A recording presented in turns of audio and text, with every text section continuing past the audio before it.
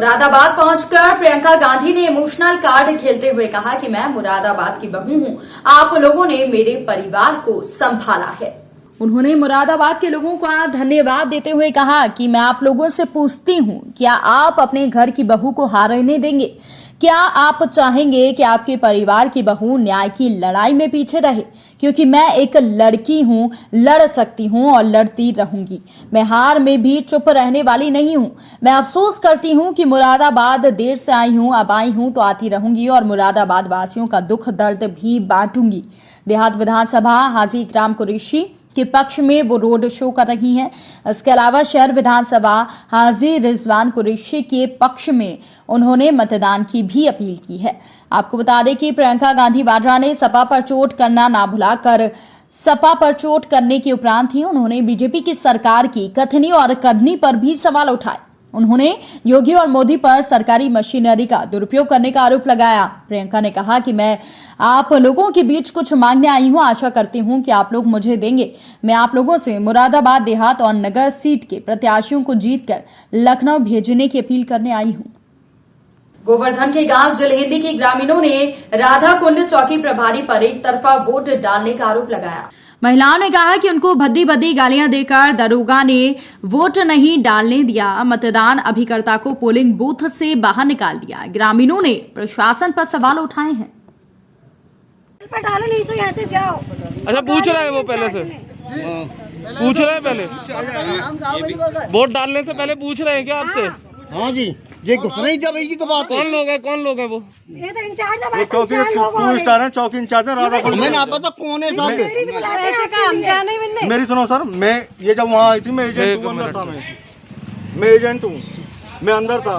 जब ये आ रही थी इनसे पूछताछ की, इन्होंने शोर किया तो मैंने पूछा क्या बात है, कैसे से पूछ रहे हैं नल पे वोट डालो। मैंने कहा सर ये तो गलत है, तुम ये गलत काम कर रहे हो, मत करो। मुझको पकड़ के यहाँ से कॉलर मेरी कंटी फंटी सब तोड़ दी। देखो मेरा पकड़ के कॉलर मुझको बाहर निकाल दिया। मैं साले इतनी मार दूंगा और इतने मुकदमे लिखूंगा तुझ पे, तो होश में नहीं आएगा। चौकी इंचार्ज में तू तो इनका है ना। ये देखो मेरा मुझको बाहर निकाल दिया। चल बाहर निकाल। कौन है? हाथी की वोट नहीं डरेगी, हाथी की वोट नहीं डरेगी। नल पे कौन है? हम जाति से ब्राह्मण हैं। हम जाति से वोट जो वोट डाल रहे हैं, जो मतलब ये इनको भगाया गया है। देखो कौन लोग भगा रहा है? कौन लोग भगा रहे हैं? चौकी इंचार्ज राधा कुंड के।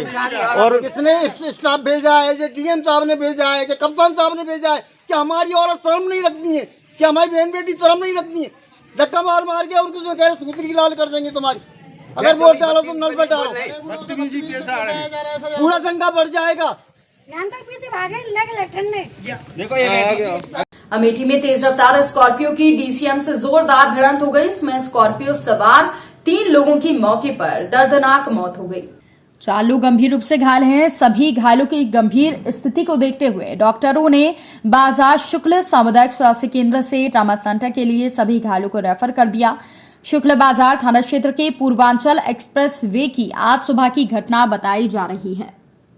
कोर्ट के ऑर्डर में धाराओं को लेकर क्लैरिकल त्रुटियों के चलते आशीष की रिहाई मुश्किल हो गई है। कोर्ट ने बेल ऑर्डर पर हत्या और साजिश की धाराओं का जिक्र नहीं किया है। कोर्ट ने बेल ऑर्डर पर हत्या और साजिश की धाराओं का जिक्र नहीं किया है। अधिवक्ताओं का कहना है कि आशीष के वकील की तरफ से बेल ऑर्डर संशोधित कराने के लिए कोर्ट में अर्जी देनी होगी। हत्या और षड्यंत्र की धाराएं जोड़ने के बाद जारी किए गए संशोधित ऑर्डर पर ही आशीष को रिहाई मिलेगी। कानून की जानकारियों के मुताबिक इस हफ्ते आशीष की रिहाई नहीं हो पाएगी। आशीष को जेल से बाहर आने के लिए अगले हफ्ते का इंतजार करना होगा। जमानत याचिका में हत्या की साजिश का जिक्र नहीं किया गया है, इसके चलते रिहाई में समय लग सकता है।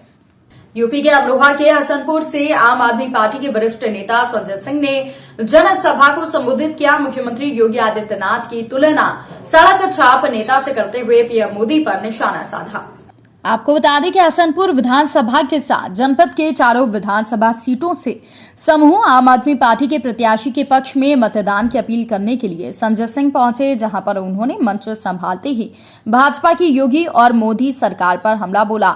उन्होंने मुख्यमंत्री योगी को इशारों में सड़क छाप नेता से उनकी तुलना की। इसके अलावा उन्होंने कहा कि भाजपा की सरकार पाकिस्तान से टल आती है, हमें पाकिस्तान से डर नहीं लगता। अगर पाकिस्तान से डर लगता है तो भाजपाइयों को लगता है वो चुनाव मैदान छोड़ दें और अपने घर बैठ जाएं।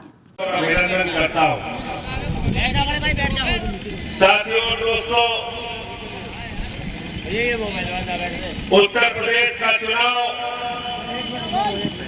ये सिर्फ उत्तर प्रदेश के विधानसभा का चुनाव नहीं है।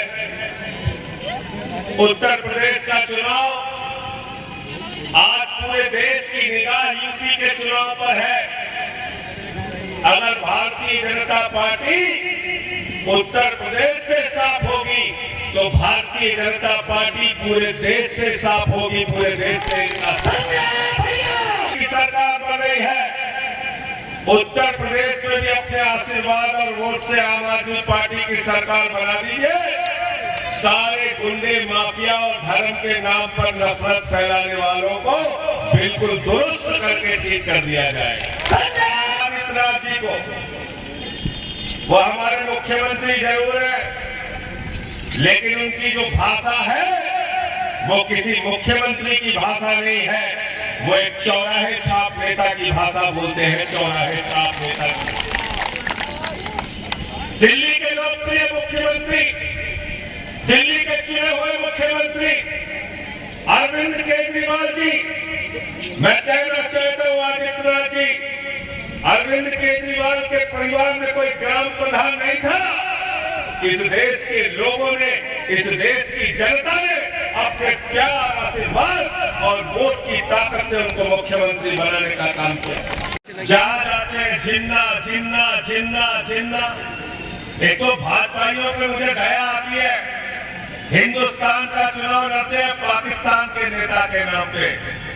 मैं मुख्यमंत्री जी से कहना चाहता हूं, मैं भारतीय जनता पार्टी के नेताओं से कहना चाहता हूं, मैं मोदी जी से कहना चाहता हूं, अगर आप लोगों के अंदर जरा सी भी हिम्मत है तो आओ उत्तर प्रदेश का चुनाव गन्ना गन्ना करके लड़ो।